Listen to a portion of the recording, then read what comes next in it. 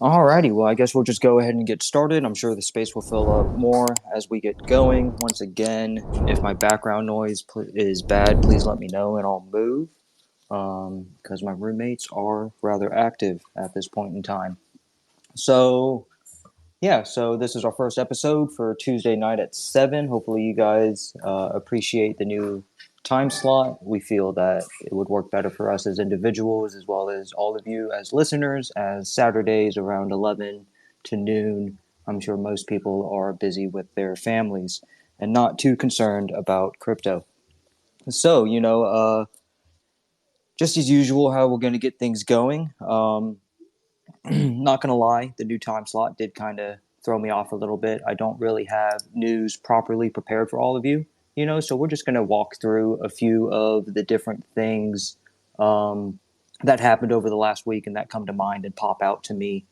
And then, we'll go over a few of the long developments that have happened over the past week and a half since our last episode. And then we're going to go ahead and quickly dive into what David here and his team has been working on with their rebranded base token project, which has some interesting mining aspects that go into it for their token distribution.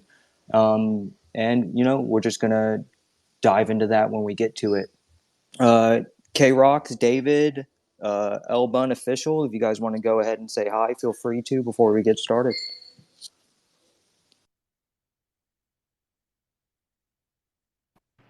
Sorry, I was trying to tweet the space, but I guess I can't talk and tweet at the same time.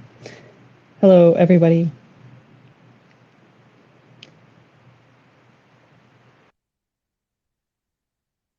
Hey, thanks for having us. No, of course, of course. Thanks for coming. Yeah, this is Elbun official. I go by Renzo. I'm glad to be here. I want to spend a good time here discussing some rather complex, maybe ideas, but in the end, we're gonna we're gonna see they're actually pretty simple. So again, thanks for having us here. It's gonna be fun. Of course, and then thanks again. Thanks for joining us. This is actually the first official project that we're covering on this show. So that's actually a lot of fun, and I hope to cover more projects as we progress and we see the chain grow and that L2 start to get built out. So feel special, guys. Really happy to have you guys here. David, I've been watching you for a while now and all the work you've been working on. So happy to have you here. And if I'm not mistaken, you said Renzo, correct? That's right. Okay, Renzo, David and Renzo, very happy to have you guys here. Hopefully, our listeners appreciate it as well.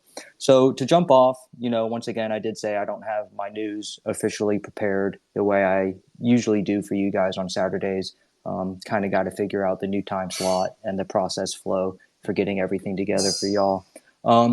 But a few things, obviously that were a little bit important that happened over the last week and a half or so. Obviously, the Fed raised another 0.25 bips, so basis points. According, what's his name? Yeah, Powell seemed to be taking more of a dovish stance with this, and of course, that's kind of expected with the continuous banking turmoil we're seeing happen across the United States with different banks going into essentially foreclosures where the FDIC is having to come in and bail them out. This last one was, what was it called? Fidelity? Was it Fidelity? Once again, I don't have it prepared. But FDIC came in, they made a deal with JP Morgan and Chase to where they're essentially giving what I'm going to currently call Fidelity to JP Morgan Chase essentially for free. They're essentially paying them to take on all their depositors, making Chase, JP Morgan, I think the largest. I think they're holding now close to like 25% of all deposits. Don't quote me on that. Once again, don't have my numbers in front of me. But I'm just, recalling from what I've heard over the past, week or so listening to news. They have like close to 25% of all U.S. depositors now, maybe a little bit less.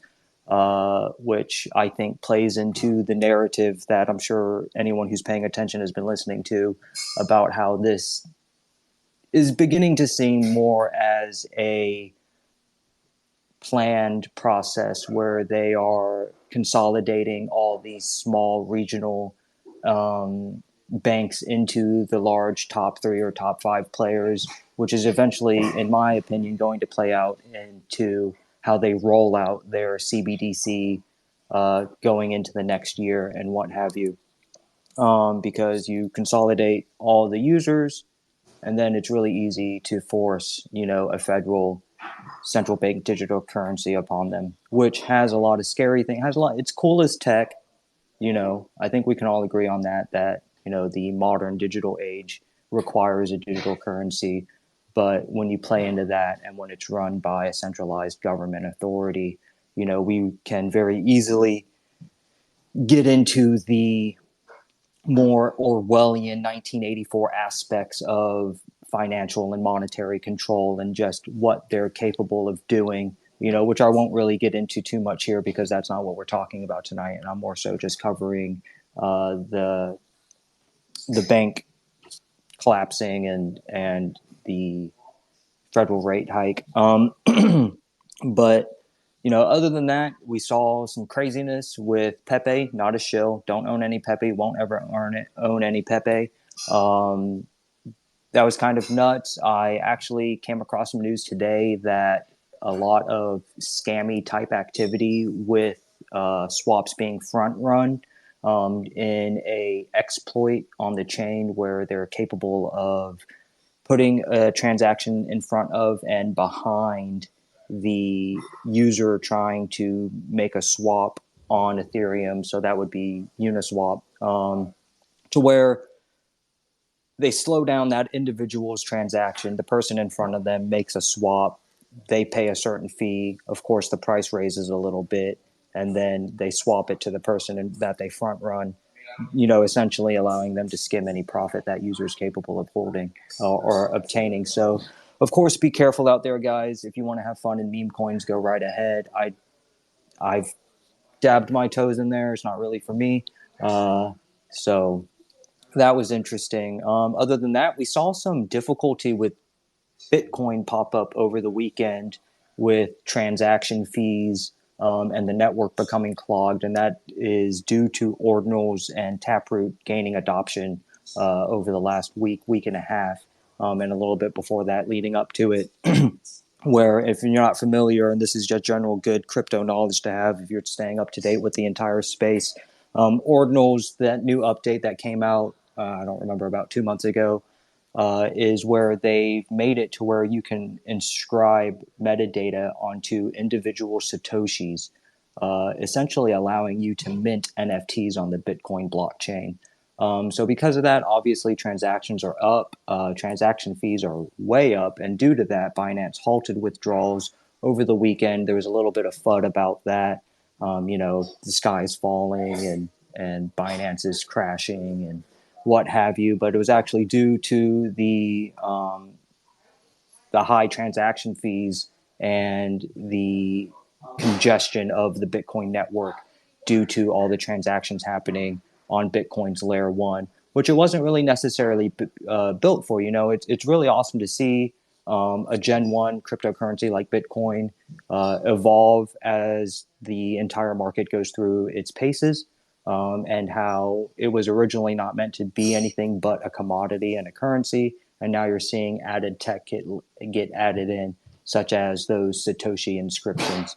Other than that, I don't really think much has happened outside of the Lunk space. Not much has happened inside the Lunk space.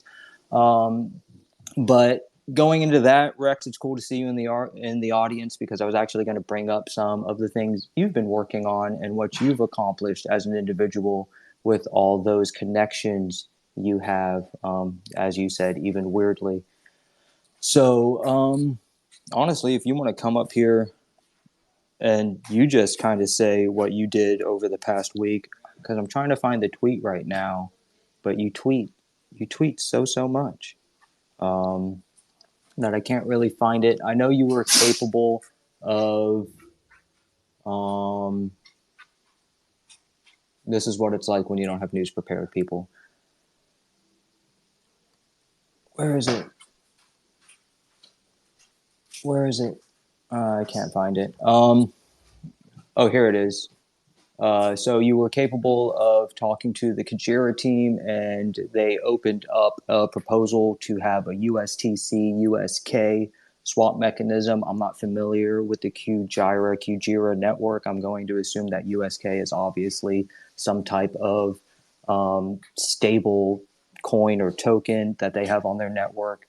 There's a few other things that you have working on, but I know you're coming up here next week. You obviously don't want to speak tonight. And we're going to go over all the different things you have that you're working on in the background. Other than that, it's good to see that on governance, if you guys aren't paying attention, I hope you are, the proposal for V201, the upgrade for, if I'm not mistaken, this would be the Cosmos SDK upgrade. We read through that a couple weeks ago on the show. This is the first phase upgrade for reaching full parity. So the next one that comes along through governance from the L1 team is eventually going to bring us to parity, hopefully close to the end of the May, as the L1 said was going to happen. Other than that, obviously we saw an ugly dump last night, so that's kind of terrible, but not if you're in it for the long game. And I don't think anyone that's left chilling is here for the short-term gains. Moving on from that, though, a couple other proposals. Obviously, there's always a little bit of spam on there. We had a proposal pop up yesterday for a non-canonical repo for Terra Classic, which is something we saw pop up before. Edward Kim said he was going to put up a non-canonical repo proposal for Terra Classic. What this would do is essentially put the power of the Layer 1 protocol in the hand of the validators where it should be, allowing them to, essentially come to a consensus based on what code is going to be ran, much along the same lines as a proof of work blockchain does, where when a proof of work blockchain, more times than not, when they do a code release, it's up to the miners to eventually adopt that code base until a high enough percentage of the miner ecosystem, implements that new code update to where, excuse me, until where it becomes the consensus, and that is the new blockchain's core protocol. So I do suggest going and giving that a read and seeing just what it's about. In my own personal opinion, anything that moves us away from a centralized or any type of central authority is a good thing in my opinion. It should be up to the validators where they choose to download their latest iteration of the core protocol and not be stuck or reliant upon or under the thumb of a few individuals working on a specific repo. And anyone that wants to contribute shouldn't have to jump through hoops to get their code approved beyond making sure that code isn't malicious in any single way. Nor should the power to approve or deny code, in my opinion, be placed on a few or a single individual. A couple other proposals listing on Mars Protocol. So that would just haven't actually read that one yet. Like I said, it's been a busy week. Hold on. On to the Red Bank more.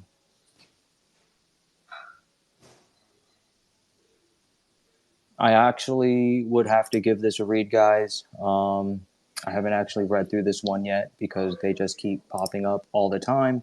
So I do suggest going and giving that a read. I don't want to say what it's about because I haven't read it. So we have a spam prop for Terra Grants Foundation transparency. Once again, anything that's not enforceable on governance is, in my opinion, spam. So, regardless of if you feel that the Terra Grants Foundation should be held to a certain level of transparency in accordance with what they said initially when they were erected, something a little bit less, something a little bit more, it doesn't belong on the L1 governance, in my opinion. That's my opinion. I just I just don't think anything that's not enforceable should be there. Signaling props, stuff like that. It's just spammy and nonsensical. That's my opinion. Other than that, Rex, I really wish you would talk, because what was the name of that lending and borrowing platform you were able to get listed on over this past week? I tweeted about it, so I can probably find it. Oh yeah, that was Kajira. Okay. Yeah, you were able to get listed on a lending and borrowing platform. Kajira Ghost. Thank you, Rexorus, for DMing me instead of coming up to talk, because you have stage fright. LOL. Rage state. So that's a lending and borrowing platform for anyone that doesn't know. I mean, I I don't know how to explain it to you beyond its name. It allows you to lend tokens to other potential users while making some interest based on that lending. Excuse me for just a moment.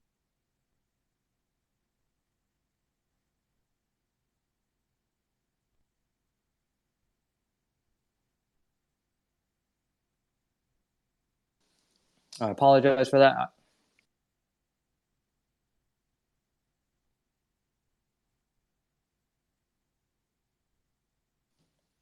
I apologize for that. So once again, going into that, it's a lending and borrowing platform. You're allowed to lend. There's some interest. You make the interest. I'm sure the platform makes a cut too. Borrowing, it allows you to borrow much along the same lines as you would borrow money from a fast payday loans lender and or a bank. It's the same infrastructure. So really trying to speed run through the developments. Oh, this is the thing I was most excited about, especially today. Especially today. So over the last week or so, we were able to reach 14.06% of supply staked, which, if you haven't been paying attention, was the all-time high. Rex, if you're going to DM me info, then come up and talk. Otherwise, you can save it till next week. Yeah, straight up, public call out. So 14.0% of total supply staked was our all-time high. We haven't been able to break that since staking was re-enabled. And when we reached it about a week ago, however long ago, I noticed, if you were watching the day chart, that there was some interesting activity where 4 billion would get staked, it would get unstaked, it would get staked again, unstaked again. That happened about 5 or 6 times over the past week, where 4 billion was getting staked and unstaked almost immediately.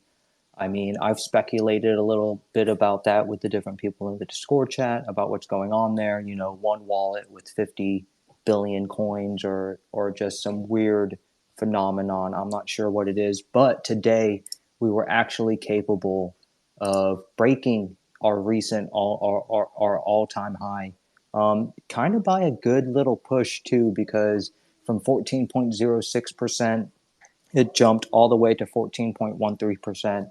So even though we're seeing some of this price degradation, a nice little pump today, though, almost 4% up on the day from where I'm sitting at.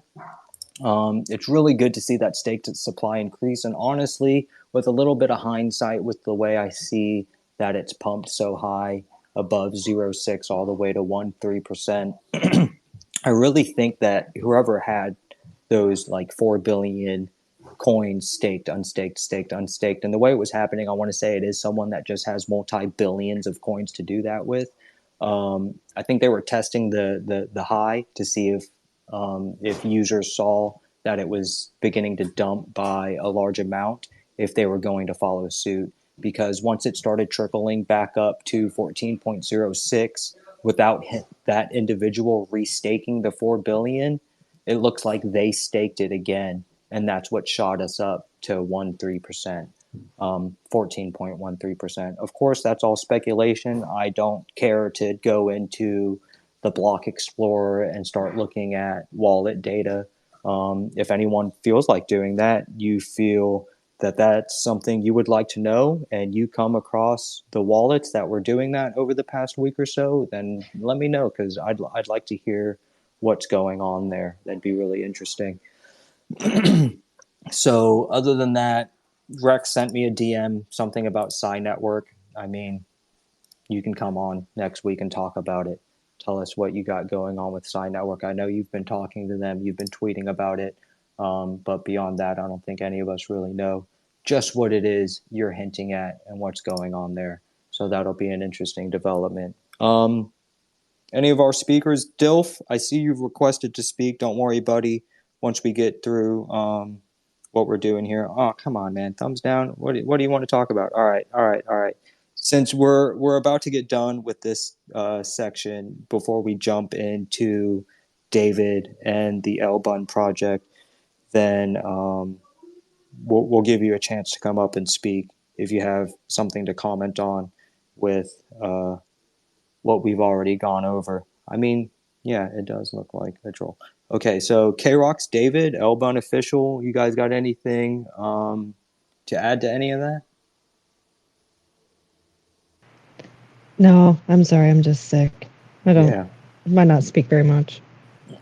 That's okay. I know you've been sick. David Ryson. I'm sorry, I'm bad with names. That's okay. It's Renzo. Renzo. Okay. Renzo. I typed it down. Okay. Dilf, all right. I'm going to go ahead and let you come up to speak. Please be courteous to all our listeners and speakers. And go ahead and let us know what you got. Your mic's muted if you don't know that.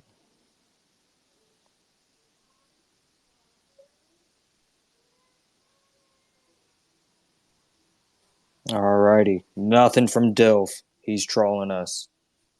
Going once. Going twice. Your mic is still muted. Okay, there we go. And he dropped down. Alrighty. Well, that was your chance. So yeah, let's get into why we're here tonight, because we want to hear from David and his base protocol or project, what he and Renzo and another individual who isn't here with us tonight have been working on. And it looks like, from what I can tell, it's another burn initiative. But before I go into my understanding of it, let's go ahead and listen to them speak about it and see what they have to say. So, David, Renzo, whenever you're ready, just go ahead and take it away. Yeah, our third member is here. It's Crypto Homeless, so he's listening. Okay, well, Crypto Homeless, if you want to come up, just go ahead and request. And Third Eye, feel free to come up and chat with us. Okay. And David, do you want to give like an initial, like non-technical, just introduction, and then I'll dive into the actual technical details for everybody. Is that good? Sure. Yeah, that works for me. So originally L1 began as like a burn token, and so we were going to burn Luna Classic with transaction fees and have a reward or a raffle, each week, and you could hold it and speculate and still be exposed to Luna Classic price fluctuations. But then so we launched that on the Luna blockchain because Luna Classic was still having problems. Renzo wasn't able to deploy it on Luna Classic until recently. But so then, just in having some spaces and talking with some of the Luna OGs, we were like, this idea of liquid staking is really cool, so you could hold it and get staking rewards, and then get instead of having a raffle, do like, get rewards, that are just built into the contract for everybody, so that everybody gets an APY for holding it, when people buy and sell it. So then we've been working on that. Renzo was busy with work for a while, taking tests, and then I was in a move, so we kind of traded spots. But I think we're getting pretty close to being able to release it. But so basically, it has the base. It has the benefits of exposure to Luna Classic price fluctuations, It has some ability to where you can speculate on the price of base, but in my mind, the main benefit is that you can buy it and hold it, and so you still you get the staking rewards of Luna Classic, and you also get the transaction rewards from holding it, and then you have the ability, say you're holding Luna Classic and we go back up to 0.0024, or up to 5.9, and you're like, all right, we're at a spike. I want to get out quick and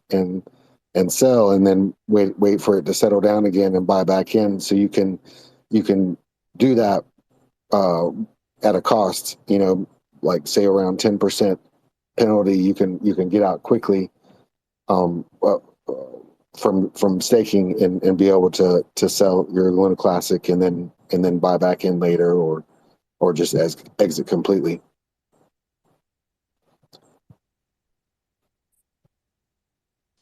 So Okay. So from what I understand about that, from the basic rundown, is that it's a liquid staking protocol for Luna Classic and the base token, that also has burn functions coded into the smart contract. Would that be a basic generalization? yeah, and also you would ask me about why we had started a separate blockchain. And it was because of the research Renzo had been doing, trying to make sure that we were SEC compliant, because that's, if you're small, then maybe nothing happens, you fly under the radar, but there's always the potential, of growing and then getting in trouble. So at first he had looked into being able to do it as a kind of an IPO, where people would have to hold it for 12 months. And then, which I think is kind of brilliant, he came up with the idea. He was like, the proof of work blockchains aren't considered securities, so that's why he's started the base blockchain, to be able to just to comply with the SEC. Yeah. We've been talking. I've been trying to wrap my head around it for like a week now almost, because there are a lot of different moving parts to this, and without a good explanation, I would honestly add that to y'all's white paper, just a brief explanation of why there is a blockchain that interoperates with the smart contract. Just because wrapping my head around that was a little difficult. And then, of course, with the service you're using, there is that other website that has the same name. And if people come across that, it can be confusing and look rather different. So, just to further out the basic rundown, everyone, so you're all keeping up and keeping track. And since we're touching on different aspects that haven't necessarily been spoken on yet, um, so once again, the base token protocol is a liquid staking platform that has, burning um, functions inside of it to help contribute to the burn, while also allowing you to access your lunk in a more liquid fashion quicker, in case you don't want to have to wait that 21-day wait period. The way they're currently going about token distribution, as opposed to many other projects that do an initial coin offering with pre-sales and this and that, which can have some legal heat come down upon you depending on how big you get from the SEC and other financial regulators or securities regulators, is that, as David said, it seems that the SEC is taking the stance that proof of work blockchains don't qualify as securities, at least if their coin or token distribution is done correctly, because a lot of what goes into being a security is how you fundraise and how you do that initial offering for what they can consider as a security. Um, so there is a blockchain, and you go, and I actually did this earlier today. I meant to do it over the weekend, but I was sidetracked. I actually connected and started looking into how the whole mining aspect of this works to get a better handle on that. Um, so you mine the base coin, which doesn't have any value because it's not a built out blockchain.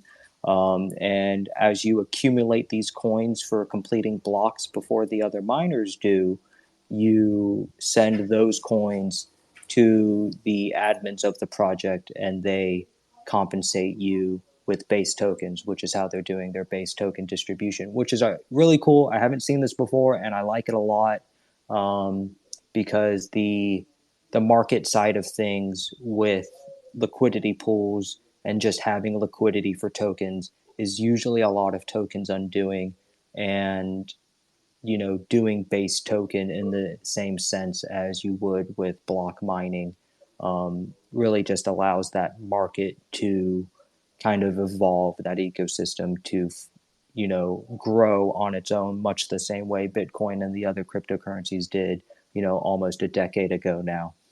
So yeah, so that's a basic understanding and rundown, everyone. Of course, I'm still wrapping my head around the entire thing, but yeah, keep going, David and Renzo.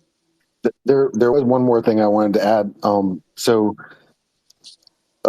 One of the downfalls or the dangers of IPOs where you're issuing a token, you're like, what's this going to be worth? If I buy a bunch of it, am I going to have liquidity to get back out of it?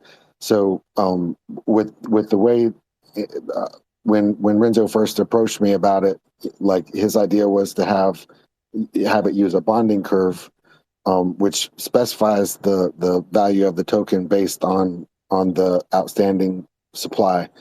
And the good part about it for getting in and out of it is that liquidity is always in the contract. So so it's not like we could sell all the tokens and then be like, oh, sorry, things didn't work out.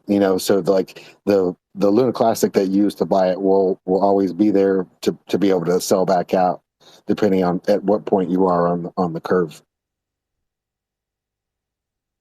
Exactly. And Renzo, not to cut you off, this does utilize a token bonding curve, and I'm sure Renzo will get more into that as we go. Go ahead, Renzo. Okay, thank you. Is my blue check mark showing up? I don't see it on this end. It is not. Yeah, I'm paying my $8, so hopefully it'll show up here soon. I just did it a couple days ago. Hello, everybody. I just want to give you just a quick background on myself. I am a cyber warfare security officer in one of the military branches, and I run operations for a squadron underneath me, about 70 folks. So I tend to look at things on the security side. So yesterday, you guys might have seen some things flying back and forth, and that's because I'm used to looking at code and then just like an auditor would do, right? And being like, and then determining like, okay, well, this could potentially be a problem. Not that it is, but it could be.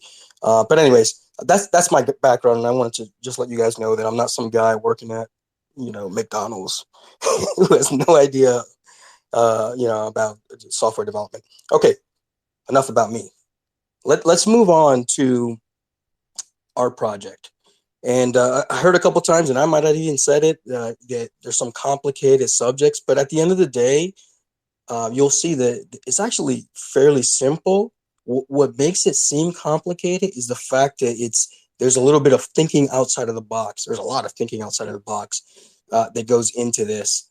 So instead of being a straight up cut and paste or copy paste from another like burning project, and that's fine too. If somebody does that, there's no problem there, as long as it's open source and you're not stealing everybody's code.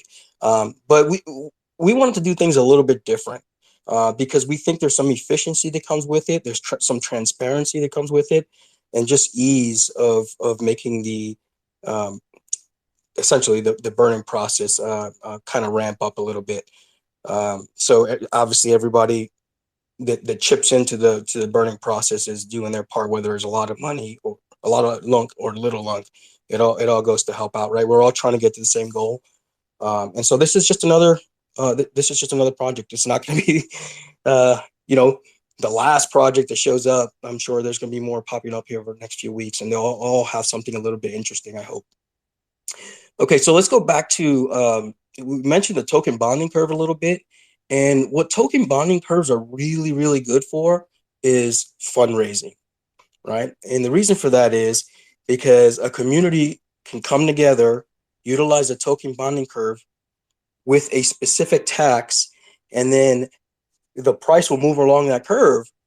But if anybody wants to get out for any reason at any time, they can sell. I mean, obviously they're selling at the current price and they can get out, right? And then you leave behind whatever the tax was, right? So that at the end of the day, we're pulling our money together. There's a little bit of, hey, maybe the price will go up enough where I can make a profit, but that's at the end of the day, that's not the point. The point is not making a profit. The point is generating the lunk to burn. Now, if you take a look at the curve, you will see that if you get in pretty early, and then enough of the community participates, you can do pretty well, right? But we're not here trying to convince anybody that you will become rich.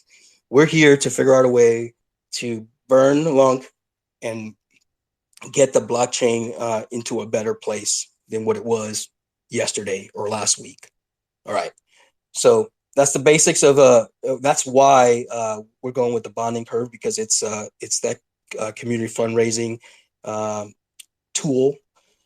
But just to get into more details about the token bonding curve itself, really all it is a function. So it's a mathematical function that determines the price of a token based on what the supply is. Now, what's different about a token bonding curve than your standard automated market maker, because it essentially is what it is, right? It creates its own, via a smart contract, it creates its own market. And that's how you swap in and out. So what's different about it is that traditional automated market makers, they usually require at least two different tokens being deposited, usually in a 50% ratio. I know that some projects may shift that around a little bit, but it introduces you to impermanent loss because of that, because you have two different assets that are kind of moving independently of each other. And you generate some impermanent loss. All right. So with the token bonding curve, there's actually only one token that gets deposited. In this case, it would just be lunk. There's no other token that gets deposited, so there's no impermanent loss there because it's a single one. And that's why David was talking about when he was talking about, hey, you're still exposed to lunk, the full effects of the lunk price movements, right? Because that's all you're built on, right? You're not built on any other token. And then with the supply of the token, another interesting part of this type of automated market maker is the fact that the tokens are minted when they're bought, right? So there's not a ton of tokens sitting somewhere, and then you buy them. Now you actually have to pay into the curve, and then the curve will mint a token and give it to you. And then on the opposite side, when you want to sell, what happens is you send it into this is all via smart contract, right? You send it into the curve burns that base and then returns the appropriate amount of lunk.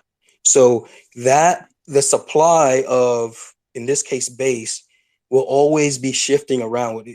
There's no one set supply. And that's because if there's no demand, right, the price is not going to go up. Another one can't be minted to bring the price up, right? And if there's if there's no interest, then obviously the price is going to go down because people will be selling off. So it just walks that line. It's very simple.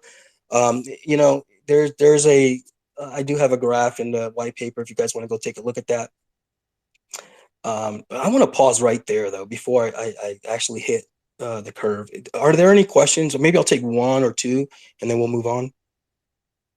Yeah, if anybody has any questions as of now with what we've gone over with their token bonding curve, a little bit of the mining aspect or the liquid staking aspect, go ahead and raise your hand and we'll bring you up real quick to get your question answered.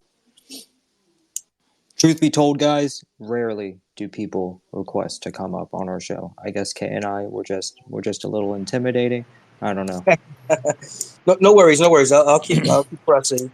Since I'm talking about a lot of different things here, I don't want somebody to have to wait to the very end and then maybe forget their question. Okay, so let's talk about this token bonding curve. I'll tell you the 4 properties that make it ideal, right? An ideal automated market maker, right? It's the instant liquidity. David talked about that a little bit, right? That liquidity stays within the curve.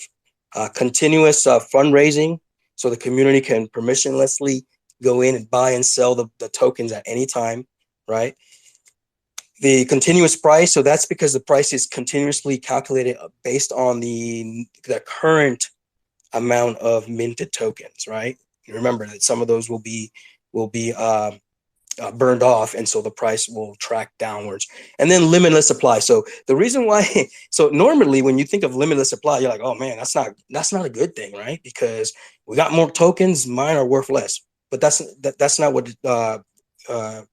that's not what this limited supply is talking about here for token bonding curves. Limited supply means that if, let's say, we become the #1 blockchain in the world, right? Down with BTC, and then we push past them. Well, there will be no stopping that curve, right? That curve will just continue on. Obviously, when there's less interest, it'll come back down. But it's the complete opposite of what you normally would think. Normally, out of thin air, projects will, hey, let's make 1 billion coins out of thin air, and then let's sell these, right? That's not the way the token bonding curve works. You got to have money first, and then you can mint. All right.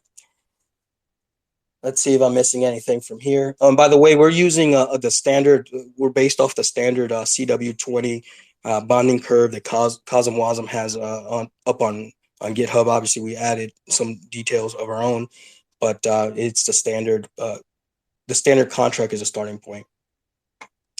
Okay, the curve itself. Let's talk about the curve, because there's a lot of different ones can be used, but we're going to be using the S curve. I know some of you guys have already heard about that in business and in some other areas too. An S curve is usually used by project managers to manage the resources, timelines, things like that of the project. Why is that? Because an S curve, and just picture this S curve in your head. It's just an S, right? At the very, very beginning, at the front of it, the line is very close to the x-axis, right?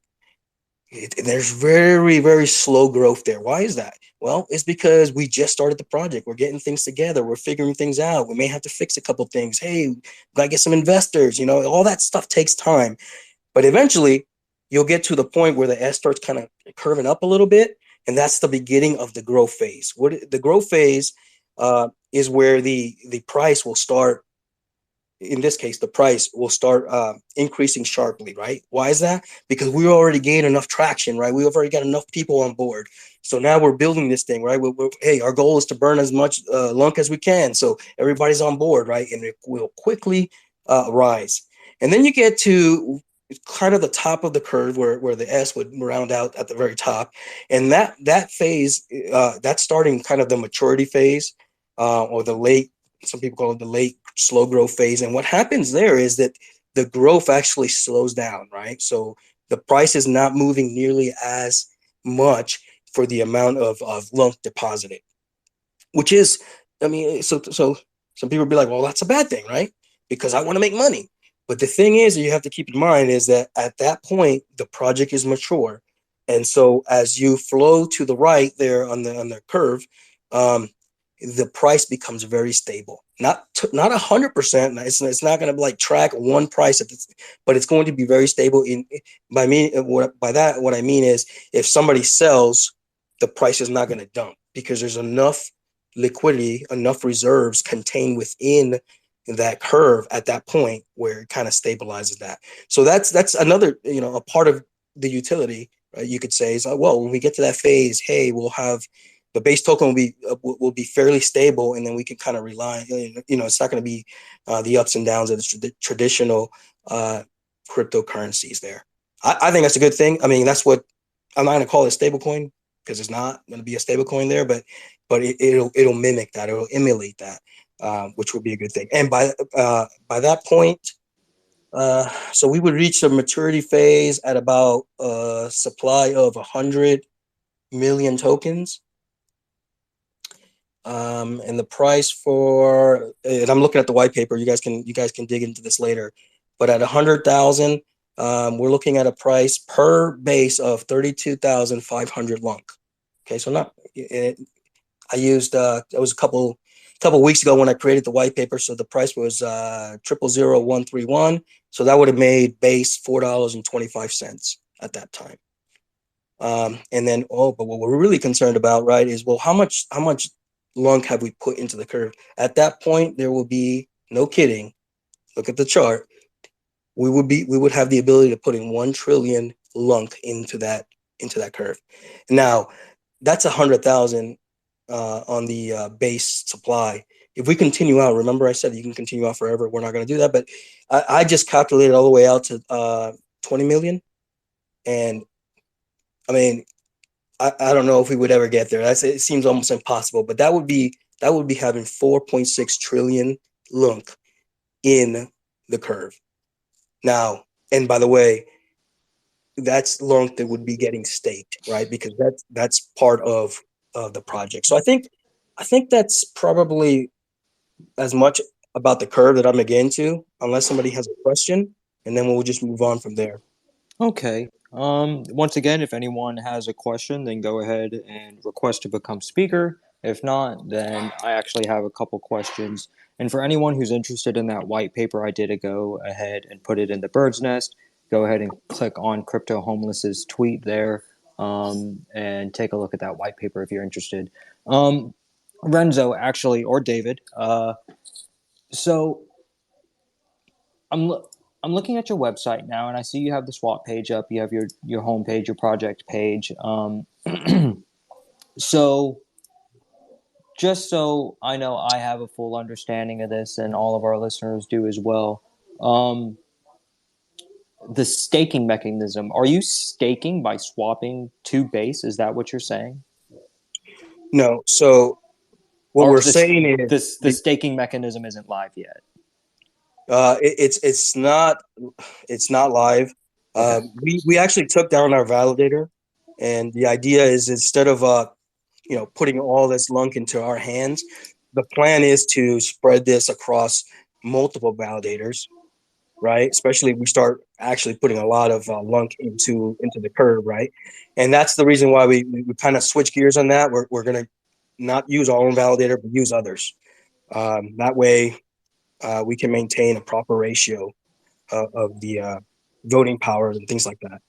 Okay. Okay. So go into a little bit about how, like, what is base's role in this? Like, where So, where am I staking my lunk? What is base's role in that?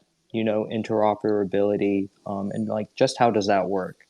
okay, yeah, sure, no problem.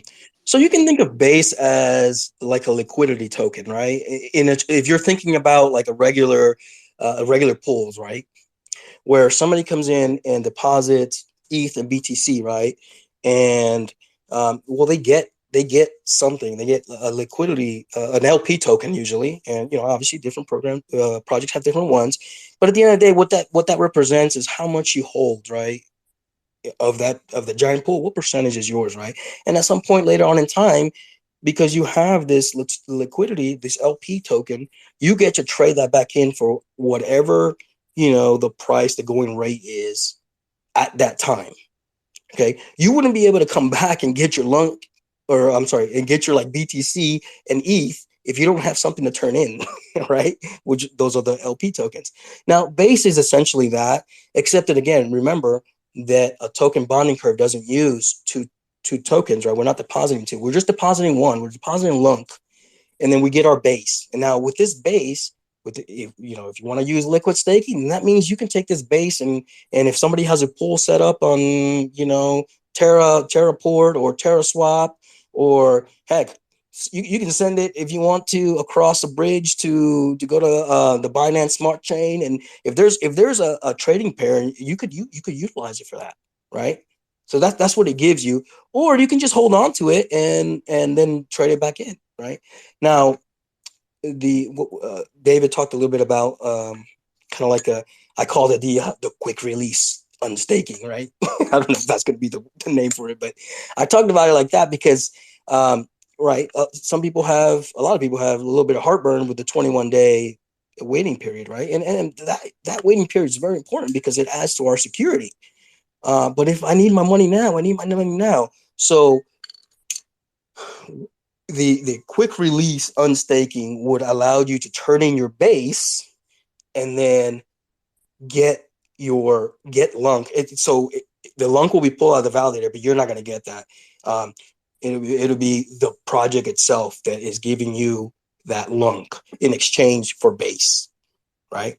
So those are some of the uses of base. So it's not just buying a token and throwing it into your wallet and never using it again. You should be using it for something, right? Whether that's swapping, or something creative. I'm not, it's up to you. I would think that the proper thing to do would be to use it for swaps. And then when we say burn, so we keep saying lunk staking, right? Because you're not staking base, right? You're providing lunk, which is getting staked in various validators, and you're receiving the base back. Okay. I don't know. I think I went off on a tangent there for a little bit. No. I think I'm following you. Okay, so to touch back on what you first said, relating to LP pools and what have you. So base essentially is encompassing through its token bonding curve the underlying idea of a token itself, and then also the idea of an LP token and forming it into one, which the token bonding curve allows to happen, which is very interesting. Like you said, it kind of saves you from the risk of impermanent loss. And if anyone's not aware, impermanent loss is what happens when you provide an asset to a liquidity pool to be used as the assets that are traded back and forth. And when you do that, you're given an LP token, which is worth a certain amount.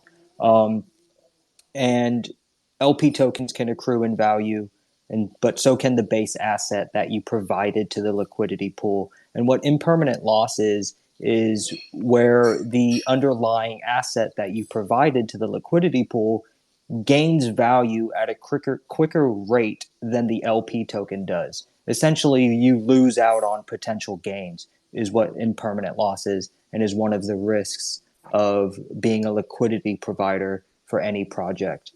Just to give you guys some base knowledge to understand of like why it's kind of cool how base does away with that, and then you still have the token. So going on to the second part of what you were talking about, so the actual mechanism in like layman's terms is that you're swapping lunk for base. The lunk we swap or give to the protocol is then staked on chain, correct? That's correct. Okay, and then the rewards, I'm assuming, from the staked lunk on chain is then given out in rewards as. Are we Yep. getting rewards as we're staked with base? Right. So everybody's pulling in their lung together, right? And Mm-hmm. the idea is auto compounding is awesome, right? So the idea is to grab the rewards every day, right? Reinvest that into base. And what did that do? Remember, we said once you put lunk in and you mint the base token, the price goes up. Now that base token that was bought at that point gets locked up, right? Um, I need a better, so I don't want to call it a burn address because that means a certain degree specific thing, but essentially gets locked up so that lunk now lives in the curve, right? And when you cash in, your base tokens, the price is going to be higher. So that's how you get rewarded, right? You actually get rewarded by holding, right? Because those rewards for staking get rolled right into the liquidity pool contained within the curve. Okay. Okay, I see what you're saying. I think it's the So, easiest way to do it because, yeah, if you if you start handing out lunk to, hey, are you gonna make? Are we gonna have 1 million transactions? Like that can get mhm, out of control pretty darn quick. mhm. Um, and Okay, so, so for layman's terms, you're essentially doing token buybacks, but because there's no liquid tokens because they get destroyed when someone sells them, you're mhm, essentially minting new tokens, and because of the token bonding curve, with each token mint, it raises the value of the base token.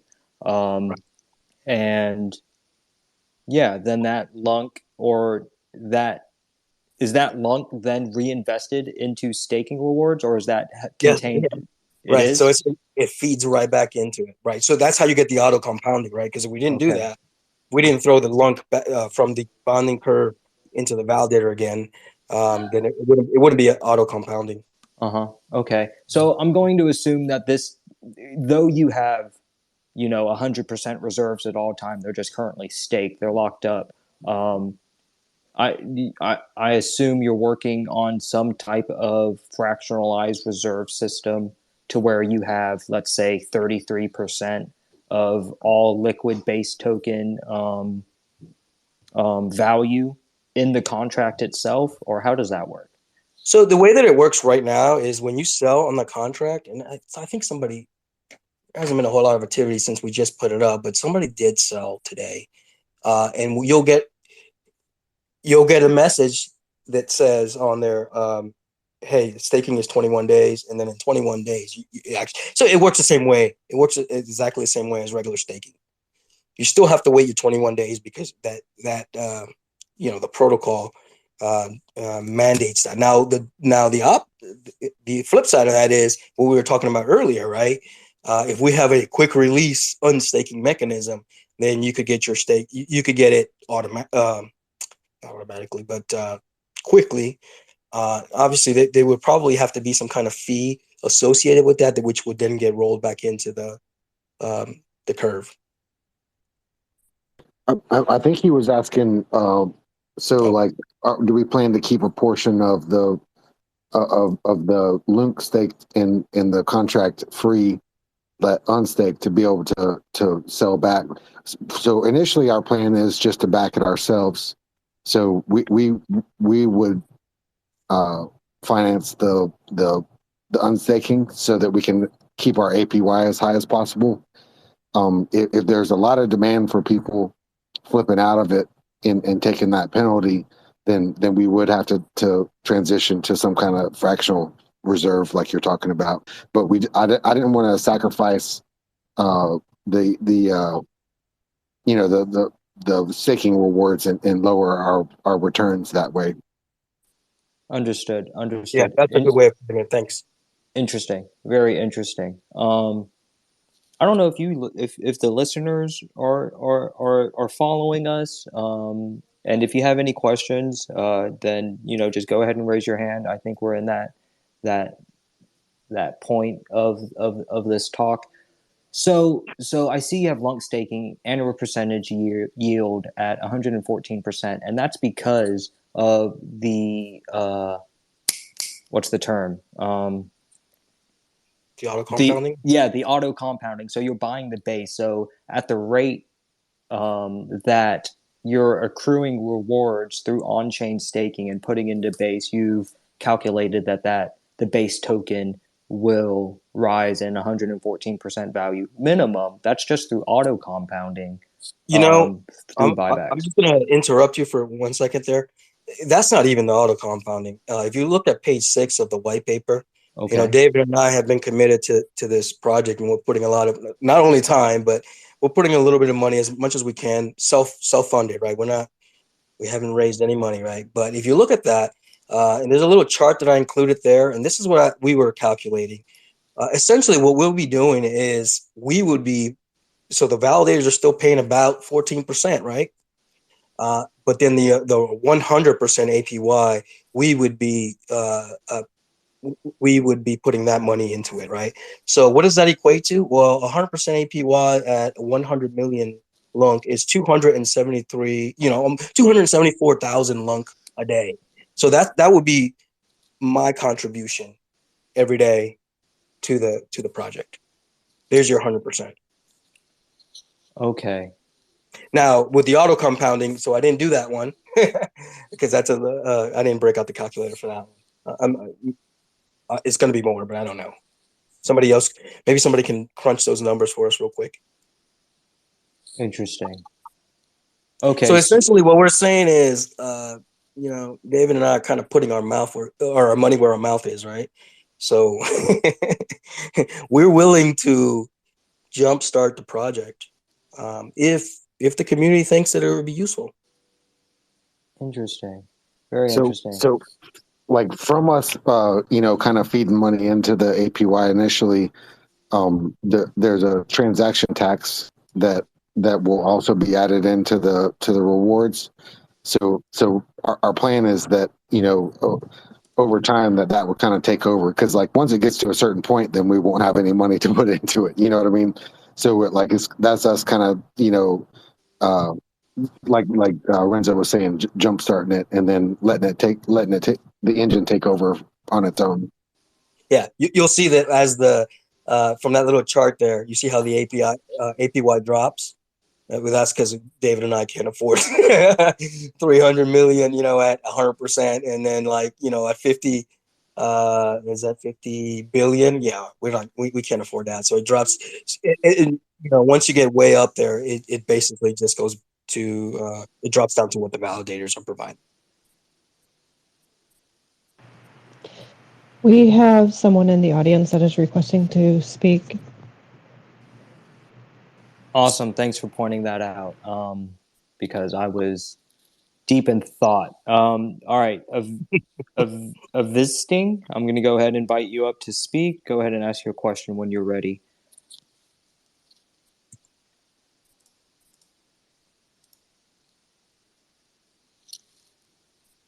You're live, of visiting.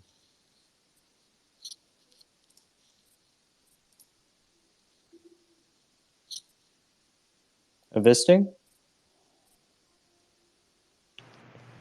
You're muted, Evisting. Hi. Hi. Hello. Hi. I was just wondering, Hello. can you take other tokens like, I don't know, XRP or Hex or whatever, instead of Lunk, and use them on base as well? Right. So that's what we were talking about a little bit earlier, where not through the same token bonding curve, but I didn't want to do this because Terraport was launching and stuff. So essentially, it's just another token bonding curve, which is super easy to deploy, right? So I didn't want to step on any toes, but in the future, that's very easy to incorporate, and it could be any coin, right? Any token. And what I would love to do is get feedback from the community, and if they say, hey, we want to pair, we want to pool these two. That's just too easy to throw together. Okay, that sounds good. Good. Cheers, pal. All right, thanks. Thanks for your question, Evisting. Interesting. Go on. So let's we're at about an hour, a little over an hour. So let me hit on the utility aspect. What we believe base brings to the fight as far as utility is concerned. Sorry, I said brings to the fight. That's something we use a lot in the military environment. But anyways, so utilities. I listed 8 right now as we were talking, right? And so number 1, the utility, increase Lunk staking APY. We just talked about that, right? And then number 2, the 4.8% tax that gets paid on the buys and sells, 1.8% of that goes back as transaction fees, goes back into the pool, right? So there you go. You earning via transaction fees. Another one we talked about, and he was asking about just a second ago, it's a common token for swaps. So we can set up a DEX, essentially, and they would just look like the just a swap that you see right now on the webpage is just be another one that is specific to that. And then I've got, obviously we talked about burning lunk. I talked about after the 100 million base supply, after we hit that and go beyond that, the price being relatively stable relative to lunk, right? And you still remaining exposed to lunk. For number 6, I have mining rewards. I'll talk about those in a little bit. Something we didn't talk about yet, but it's something that David and I have mentioned a couple times. We haven't sat down and talked about this in depth though, but it's possible also to have a lending platform where base is used to then borrow a different asset. We put in base as collateral and then have another an asset that you could borrow. But we have only talked about a couple times. We would have to think through that and get some community help to kind of figure that one out. I don't mean figure out technically, because obviously I can do the smart contract, right? I'm talking about just the implementation, right? So what works for everybody, for most people. And then number 8, auto compounding is what I have, which kind of relates to the lunk staking that we talked about earlier. So that's just some of the utility that I can think of off the top of my head. I'm sure. I mean, hopefully we got some creative folks in our community that can maybe think of some other ones, but that's a pretty good start if you ask me. Okay, so potentially a lending and borrowing platform. I know those are sought after a lot in the crypto sphere. Okay, any other potential use cases or utility you see building out for the base token long term? Anything at all? Well, really, I mean, the main one that we have to keep in mind is burning, right? And so I don't want to forget that one. That one's the most fundamental, but it's one that I guess our project hasn't really talked too much about, because just about every project is doing that, right? So it almost goes without saying. But David, can you maybe throw out another use case? I threw out 8 of them. Can you think of another one? Wow, I can't think of any more. Yeah, I think. Go ahead. I was just going to say, I suppose it's really just, up to you and whoever else you pull into the project long term, that can think of, anything that the base token can be used for. I would say the token bonding curve and staking mechanism, as well as, the burning, of course, and, the lending and borrowing platform, is definitely a good jump start from no utility, obviously.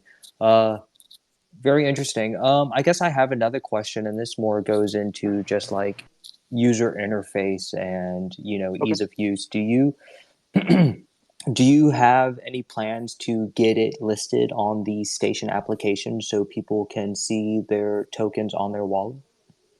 Yes, and so you mentioned a different website earlier, and really what you found was, I mean, we've been putting it on Twitter all the time, but we're actually on 3 chains, right? I started off on Solana way back, like in the summertime.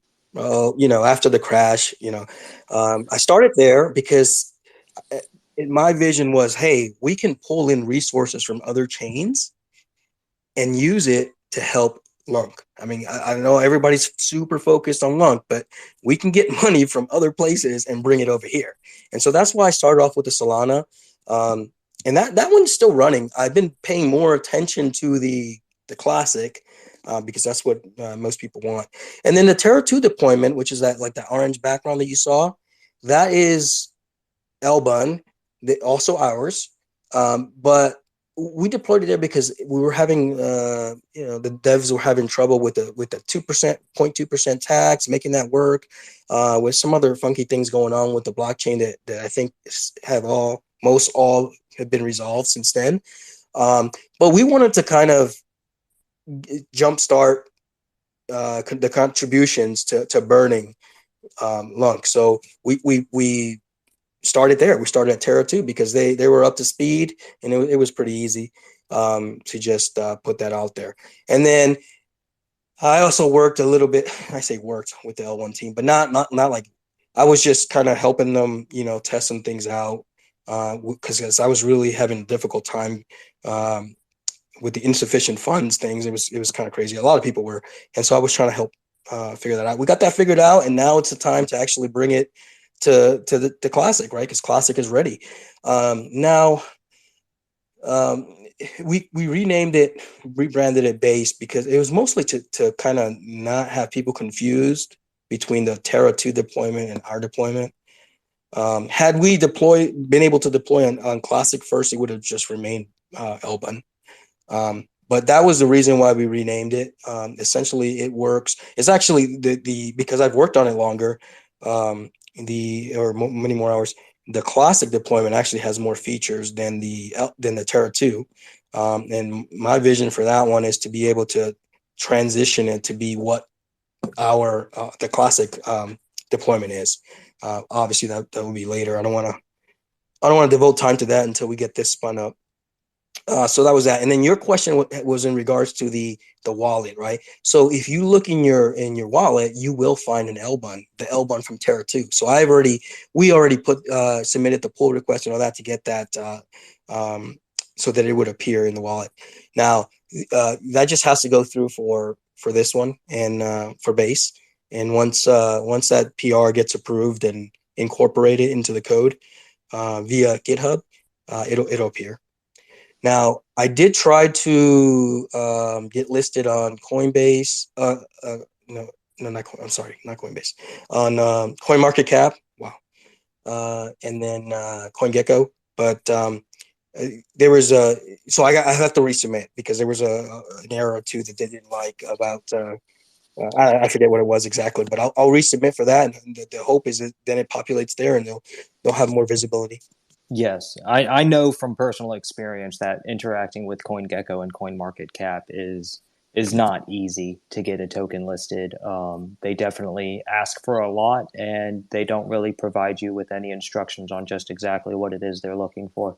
Right. Um, I guess just kind of building out on the question a moment ago, just because I know users definitely like that ease of user experience. Are you going to be submitting PRs for both Terra Station and Rebel Station?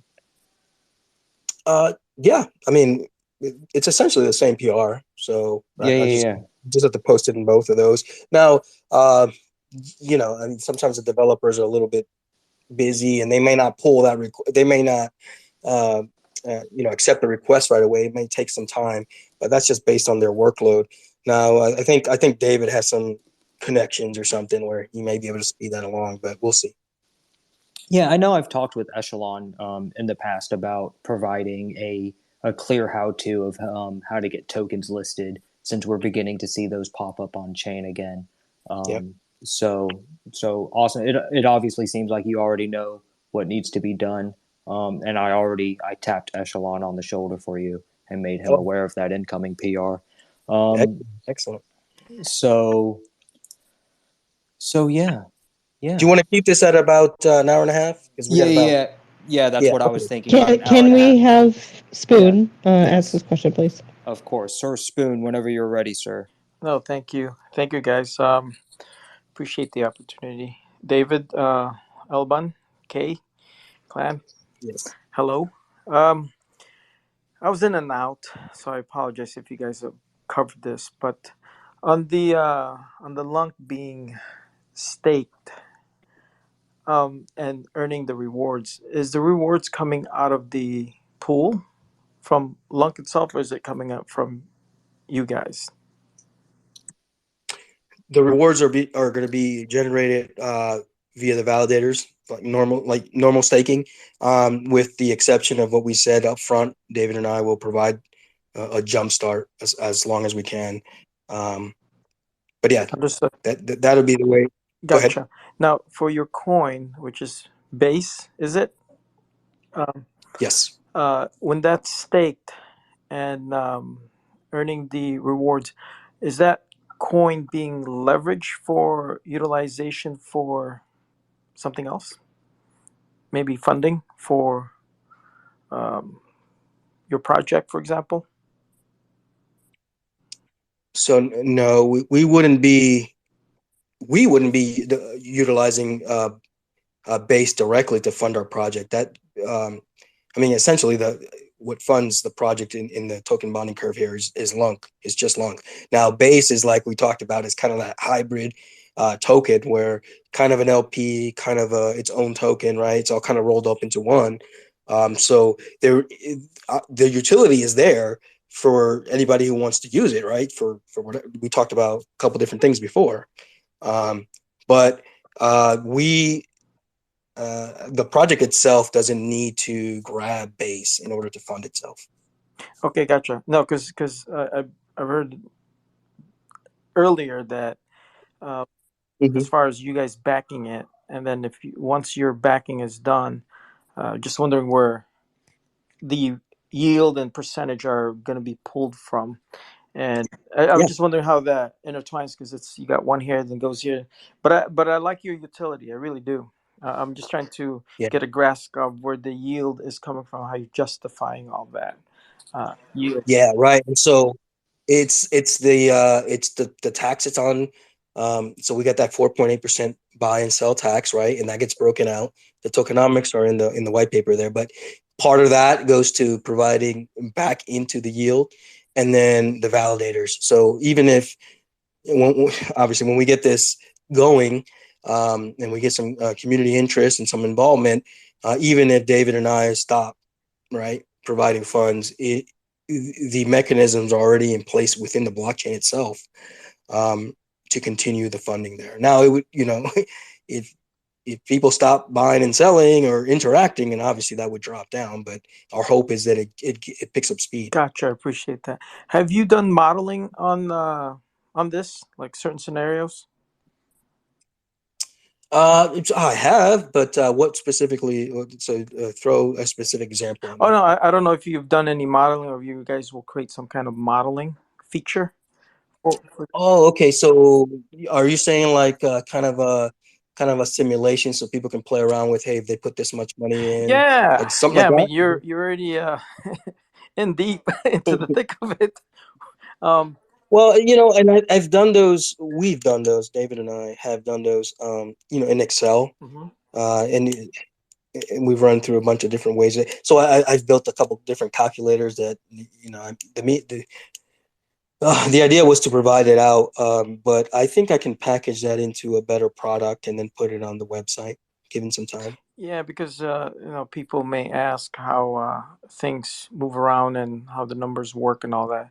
It'd be great if you have some Okay. sort of illustration for it and modeling. I think that'd be cool.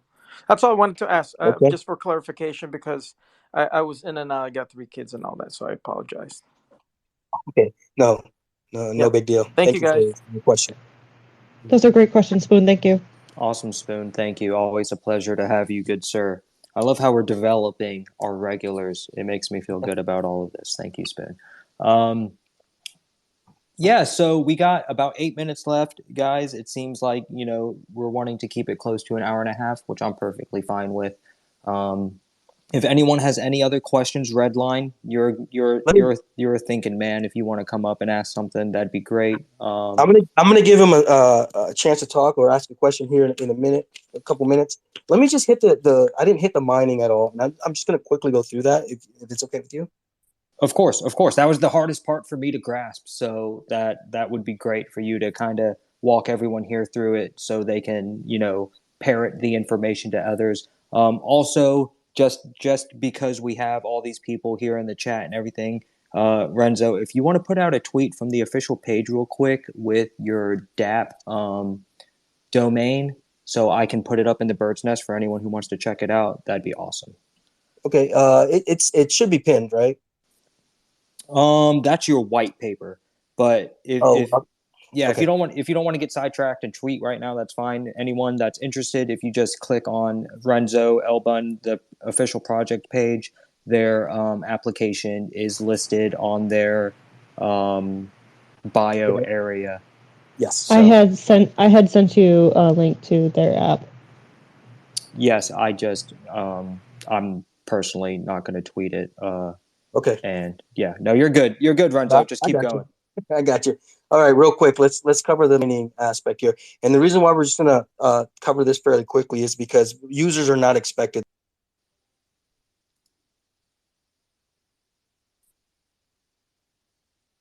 Did we lose you, Renzo?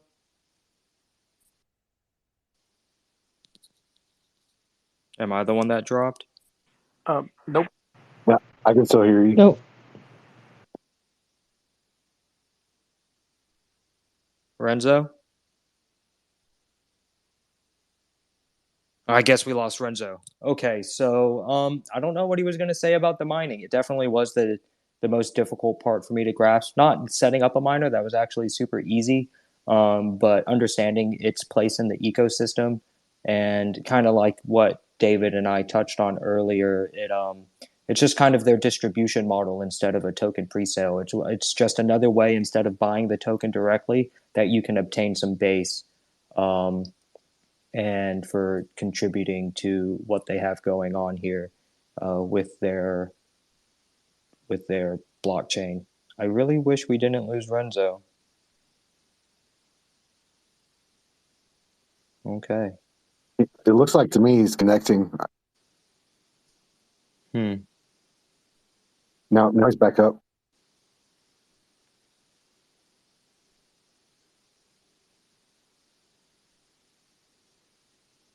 There he is. Okay. Gotta love Twitter Spaces. Come on, get it together, Elon. Go ahead when you're ready, Renzo. Wow. Anyways, now I gotta go even faster. Users are not expected to mine. This is just individuals that want to mine. They can. The mining is based on a platform called multi-chain, which is a platform for building out blockchains for enterprises. So meaning that it's for businesses and things like that, it's super efficient. It's made to either create a private chain or a chain that's shared between several organizations. It uses it was a fork from Bitcoin Core, but now it uses not only that type of proof of work, but there's another mining diversity proof of work is what they call it, and that's what we're utilizing. Super low power CPU only mining. The best way to do it is in the cloud. Now, here's the deal with this. I pay the miners from my paycheck, from my pocket, right? Therefore, I've limited the number of miners that can get on there because I can only afford so much, right? Um, so my plan is to continue to pay for that, right? And now I'm not asking the community to pay for that, all right? But because of that, like I said, I have to keep it limited, right, to the number of folks. So it is permissioned mining. You actually, if you set up a miner, you have to ask for you're going to have to ask for me to let you on to give you the authority to get on. It's not so yeah. The if it wasn't for a money thing, I would let everybody mine. Unless miners just want to mine for fun. It's so low power that it's not going to affect your electric bill at all. So if somebody just wants to support that way, that's fine. But the way that it's built right now, every block that's found by a miner receives a 20 base supply. Right now, the price of base is pretty low. But like we talked about, the price of base we want, we hope goes up. So those 20 base are going to be worth a lot more in a little bit than they are right now, which is why I encourage people to hold, right? The miners to hold. I know that some of them, hey, they're entitled to sell, to go ahead and sell. Now, miners can sell right away and take their profits. But we'll have to talk and see if instead of allowing them to cash out right away, if we just go ahead and throw the earnings right into the staking pool and then just have them do a regular unstake. Things to think about for the future. It doesn't affect how we generate blocks, but it's just to make sure that individuals are committed to the project and to burning lunk in the long run. So I didn't cover a whole lot with the miners there because again, why you don't even have to mine. Just go to the D app and you can buy. Right? They're not. The miners are getting 20 base. They're producing 1,000 base. That's for everybody else to buy, but they're only getting 20 out of those. Any questions with the mining? Okay. Spoon, did you want to ask a question? Yes. What's the spec that you're looking for on the mining? Minimal, absolutely minimal. It's a no. The way, again, because it's an enterprise chain blockchain, it's more of a like round robin type, like, so the miners are all like kind of cooperating together, vice like, standard Bitcoin where everybody's all the miners are competitive, right? They're all competing here because this meant for a business type environment where you want cooperation. Obviously, that's the reason why it's so low power. You don't have to fight. You don't have to fight to get your reward. Now, what will affect the rewards is if you have bad internet access, because obviously, if you're not online, if you're not part of the mining, I don't want to call it a pool because it's just if you're not part of the mining network, obviously you can't find mines or I'm sorry, blocks. My servers are all in a data center, and Yeah. so I've got all kinds. So just Yeah. wondering, do I run the smallest one, like quad I have core? Here's I real quick. I Go ahead. go on, Renzo. Go on. I have a guide for that in the back of the white paper. It talks about how to set up a Linux virtual machine on DigitalOcean. You can use other ones too, but DigitalOcean gives out $200 of credit for like 60 days. So you could run this for 60 days and not pay anything. I chose the $6 a month one, and that works just fine. They do have one that's $4 a month, but I mean, if somebody wants to experiment with that one, that's fine too. No, I run my own hosting company, so it's my servers, and so Sweet. yeah, I'm a hosting company. I haven't launched that portion, but I got a bunch of servers, so that's why I'm asking. I'm interested. So, um, how do I get in line? I gotta ask nicely. No, I'm just kidding. I'm gonna pull my veteran status from one vet military to two. All right. You're in, bud. You're in. You're in. What's up? Yeah, I keep a wait list, and as if I notice any miners have really bad connections and aren't really able to support, then we move on to the next person. So Yeah, I'll throw you on the list. yeah. I got one 1,000 gig unmetered bandwidth. Is that good? Dark Yeah, fiber. that's overkill. I'm telling you, it's even if you're not gonna mine, go ahead and throw this on your computer and watch. The CPU use will be less than 4%. Oh man, my kids would just be all over that computer. It won't stay on. That's why I Yeah, just put it in a data center. Easier. yeah. So yeah, check out the guide and then shoot us some questions if you Cool. need to. Anybody else? Thanks. Anybody else with any other questions before David and Renzo leave us? Yeah, I do. I hear a lot of advantages, but what are your thoughts on the potential disadvantages? Potential disadvantages? Um, I guess it's the same. It's the same crypto risks as all the other projects, right? None of that goes away, even if we use a token bonding curve. Um, all those still remain, right? Obviously, you shouldn't. I have a section in the white paper with a bunch of questions that if you answered yes to any one of these questions, don't invest in base. They're like, did you pay your rent? Did you feed your kids? Stuff like that. I don't want any investments from anybody who cannot afford to lose that money. Why? Because we know how risky crypto is, no matter what good intentions there are. So I would say a lot of the same downsides as other projects. David, do you have anything you could add to that? Yeah, I mean, I guess a worst case scenario would be like it. You're at the top of the growth phase. You buy in. Somebody gets scared. Luna Classic starts plummeting. Everybody tries to get out. You're waiting for your tokens to be unstaked because the liquidity pool is dry, and then I don't know, you lose everything. that's my like worst case off the Yeah, top of my I don't. head. I don't think that would happen. So the danger there wouldn't be late in the maturity of the. It would probably be just at the beginning of the growth phase is where I would see that happen. Okay. Well, and I think that should be expected for anything and everything. I mean, the risk, what is the risk? It's the risk as any investing, action or just crypto and everything in general. You might lose a little bit of money. Don't invest what you're not afford to lose.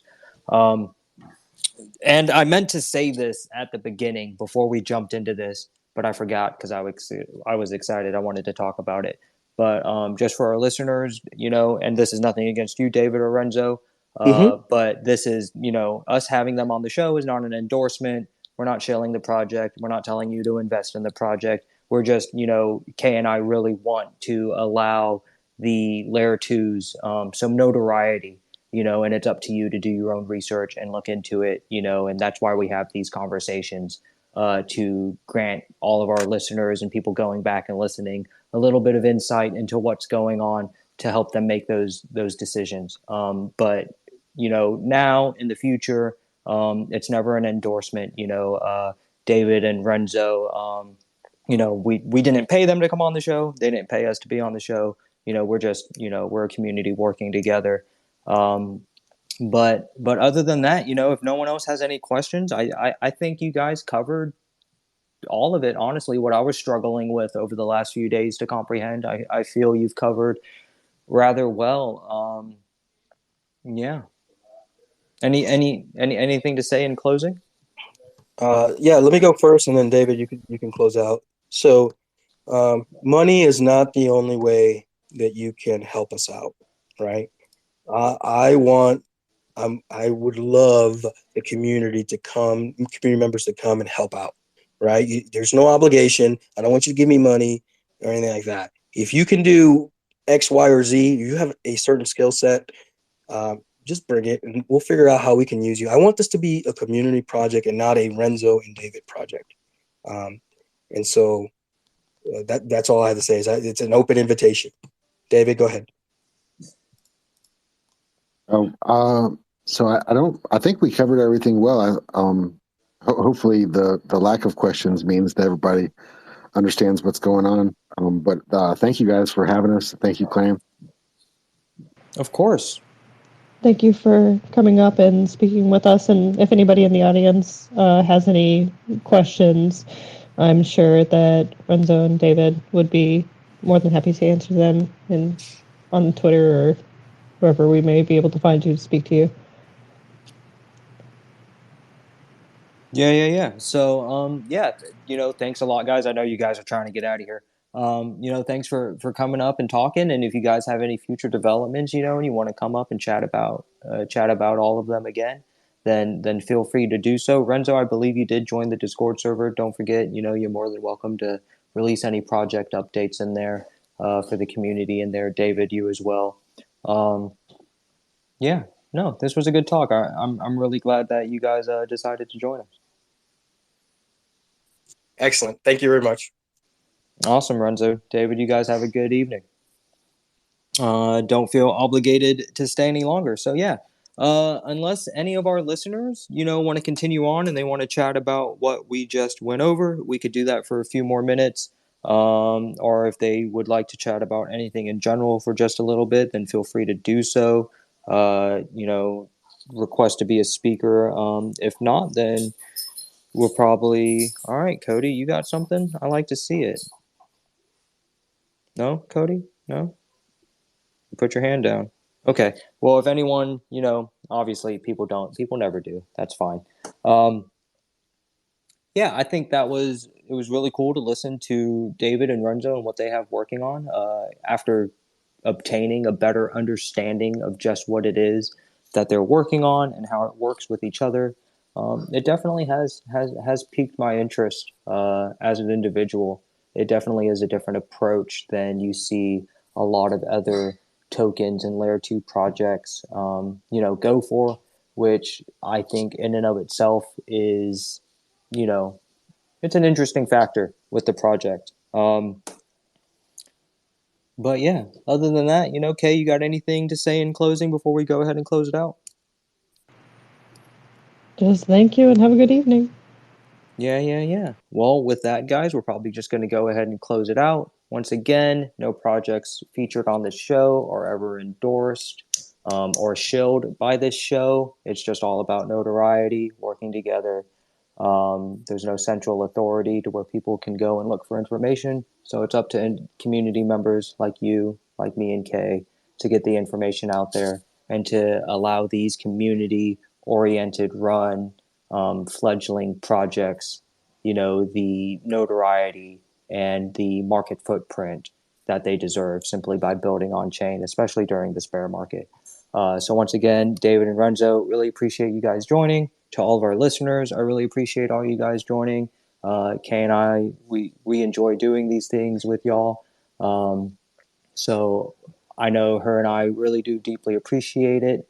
Like I said earlier, Rex will be joining us next week to go over some of the developments he's working on with Kijira and Psi Network. I'm really interested to see what he has to say. So if you're available, 7 o'clock next week on Tuesday, feel free to join us. Until then, you guys take it easy.